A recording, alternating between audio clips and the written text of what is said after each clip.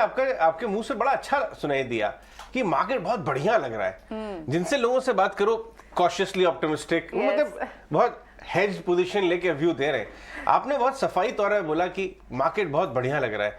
ऐसे 3-4 कौन से ऐसे फैक्टर्स हैं, क्या अर्निंग्स है, जीएसटी कलेक्शन का डेटा या कुछ और, या ओवरऑल फ्रॉथ क्लीन हो गया बाजार का, जो आपको लग रहा है कि ये फाउंडेशन बन गई है नेक्स्ट 2-3 साल के लिए, 2020 ऑनवर्ड्स, 23 ऑनवर्ड्स बढ़िया रिटर्न्स आ सकते हैं?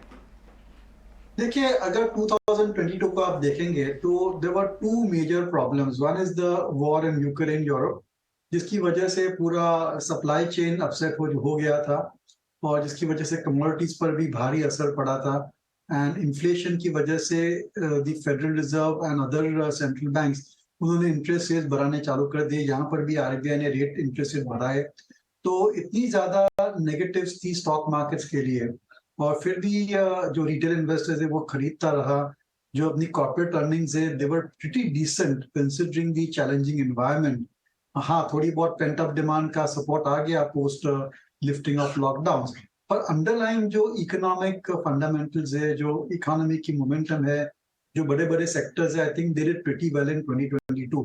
और अगर ये जो इन्फ्लेशन इंटरेस्ट रेट्स की जो फियर है, जो थ्रेट है, वो रिड्यूस हो जाती है, थोड़ी कम हो जाती है, तो डेफिनेटली आई थिंक जो इन्वेस्टर्स है, कॉर्पोरेट्स है, उनका कॉन्फिडेंस और भी बढ़ जाएगा and you will see even more money coming into the markets on the whole. That is मेरा व्यू यही है and I reserve the right to be wrong. One doesn't really know what 2023 कैसे play out होगा।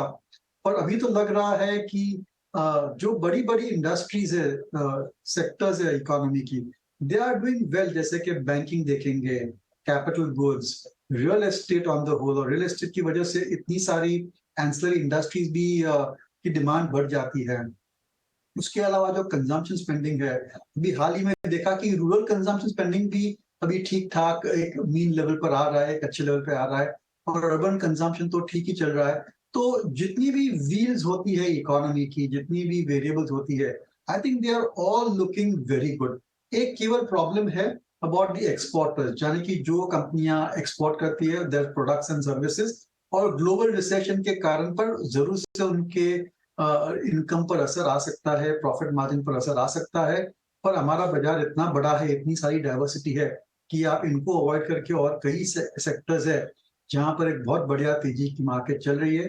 You can always choose those sectors who are externally focused sectors and companies.